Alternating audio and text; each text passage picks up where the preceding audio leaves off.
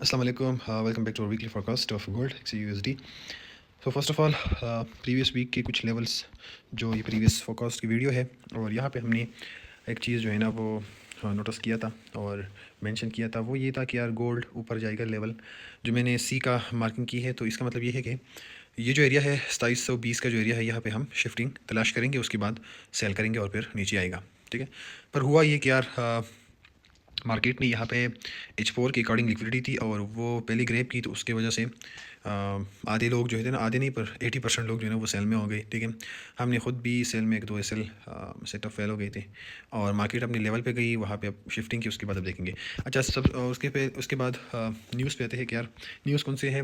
20 तारीख को USD की छुट्टी है, बैंक हॉलीडे है। अब शायद एशियन सेशन और जो कि है लंदन सेशन, ठीक है, वो ओपन रहे शायद।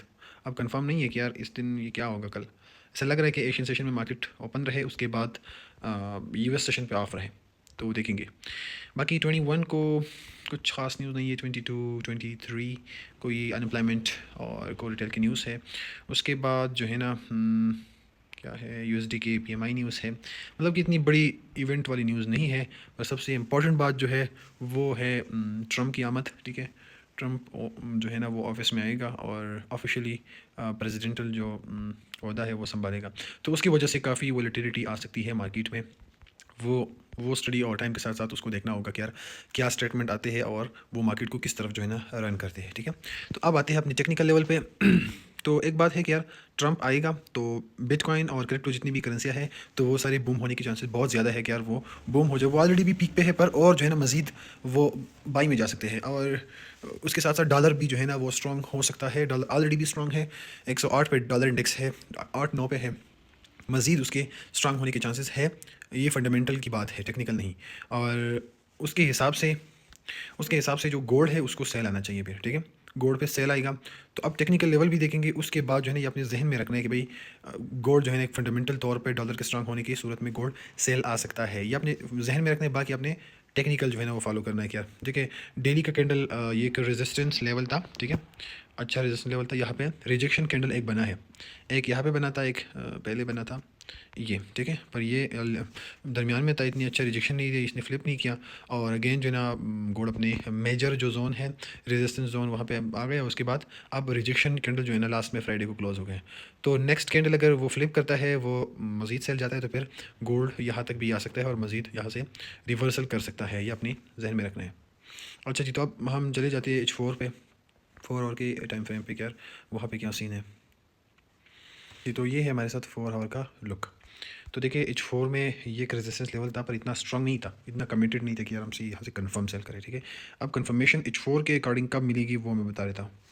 तो H4 के अकॉर्डिंग जो है ना कंफर्मेशन मिलेगी, उसका लेवल आ रहा है भाई, ये लेवल आ रहा है। ठीक है, ये लेवल आ रहा है H4 का लेवल। जब तक H4 टाइम फ्रेम में इसको क्रॉस नहीं करता तो स्ट्रॉन्ग सेलिंग नहीं है, ये जहन में रखना है। स्टिल जो है ना एक न्यूट्रल सिचुएशन है, बाई में जा सकता है H4 के अकॉर्डिंग।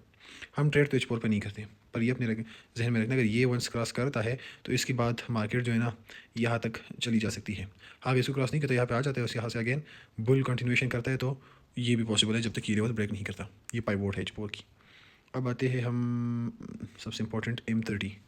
जो डे ट्रेड है वो M30 पे ही जो है ना करना चाहिए।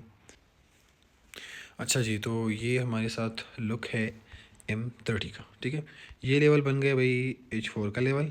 अब M30 का क्या सीन है तो वो थोड़ा डिस्कस करेंगे, ये बहुत इंपॉर्टेंट है और डे ट्रेड इस पे ही करना चाहिए, क्योंकि लास्ट वीक हमारी कुछ एसएल्स हो गए, वो इसी वजह से कि यार हमने M30 के बजाय M15 में ट्रेड करना शुरू की थी, तो उस वजह से हमें एसएल हो गई। ठीक है, देखिए यहाँ पे वो भी डिस्कस करूँगा जो कि हमारे ग्रुप में एसएल हो गए थे, सॉरी। उसका रीज़न क्या है, उसकी रीज़न ये है कि यार यहाँ पे देखिए, यहाँ पे देखिए, ये तो कुछ एसएल्स थे जो कि हुए थे हमें। तो उसकी मेन वजह ये है कि अगर ये हम इन डेप्थ स्टडी करें M30 में, यहाँ पे कोई शिफ्टिंग नहीं हुई थी, यहाँ पे भी कोई शिफ्टिंग नहीं हुई थी, और हम जो थे ना हमने सेल की थी M15 के अकॉर्डिंग, तो उस वजह से हमें एसएल्स कानी पड़े। ठीक है, खैर है, कोई बात नहीं है। एसएल्स तो मार्केट का हिस्सा है और इस गेम का हिस्सा है, वो तो उसके हिट होने से तो बंदे को ये एहसास होता है कि भाई I have to learn more thing, learn more in depth. ठीक है। तो अब नेक्स्ट M30 के अकॉर्डिंग देखें, यहाँ पे अच्छी खासी शिफ्टिंग हो गई है, ठीक है। यहाँ पे शिफ्टिंग हो गई है। अब बात ये है कि यार हमें क्या करना है। तो जब तक मार्केट इस लेवल से नीचे है, ठीक है, ये एक लेवल है और इसके बाद जो है ना ये भी एक लेवल है, पर ये बहुत इंपॉर्टेंट लेवल है, इसको मैं बड़ा कर देता हूँ। जब तक मार्केट इससे नीचे है तो आप लोगों ने सेल ही करना है, ठीक है।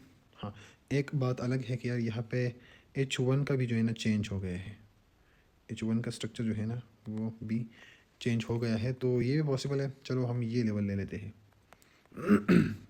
ये पॉसिबल है कि भाई यहाँ पे कुछ लिक्विडिटी मार्केट और ग्रैब करें, ठीक है। इक्वल हाई आई है तो एक लेवल है हमारे साथ ये लेवल, और एक लेवल चलो ये भी ले लेते हैं, पर यहाँ मुझे नहीं लगता। हाँ, अगर चला गया तो यहाँ पर भी आप लोग रिस्क ले सकते हैं सेलिंग के लिए। पर मैं जो है ना नेक्स्ट जो मार्केट है मैं सेल एक्सपेक्ट कर रहा हूँ, यहाँ से ही एक्सपेक्ट कर रहा हूँ। या तो मार्केट आप जो है ना ऐसे लगा कि यहाँ से ऐसे लगाए, ठीक है, और यहाँ से आप लोग सेल करें।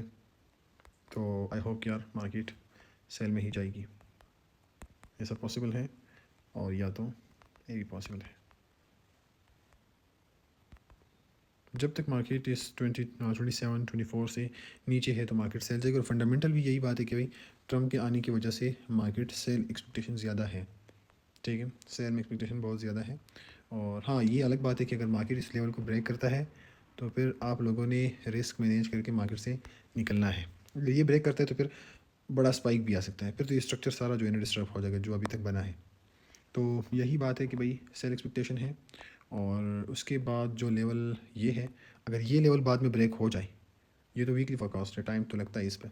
अगर बाद में फिर ये लेवल ब्रेक हो जाए 2657 का लेवल, तो इसके बाद तो फिर मार्केट रीटेस्ट भी लेगी, इस तरह बड़ा रीटेस्ट लेगी, ठीक है। और उसके बाद फिर मज़ीद जो है ना सेल जाएगी फिर, ठीक है। इसके बाद फिर मज़ीद बड़ा जो है ना क्रैश मिलेगा मार्केट को। तो मैं ख़ुद सेल की एक्सपेक्टेशन में हूँ और सेल एक्सपेक्ट कर रहा हूँ, बाकी टाइम के साथ देखेंगे।